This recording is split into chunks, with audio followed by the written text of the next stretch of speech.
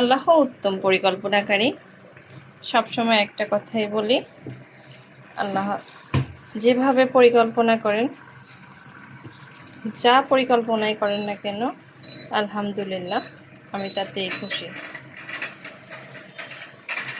তিনি কখনো আমাদের খারাপ হোক সেই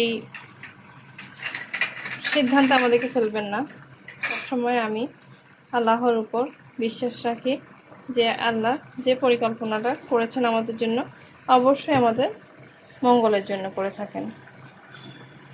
কোনো কিছুতে যখন আমরা ভাবি যে এটা আমাদের জন্য খারাপ হয়েছে, ঠিক তখন নিরাশ হবেন না। মনে রাখবেন হয়তোবা এটি আপনার জন্য সর্বোত্তম হয়েছে, এর থেকে বেশি খারাপ কিছুও আপনার সাথে হতে পারত। তাই কখনো মন খারাপ করে নয়, বলুন যা হয়েছে তাতে আমি খুশি, আমার আল্লাহ খুশি, আমি খুশি, আলহামদুলিল্লাহ।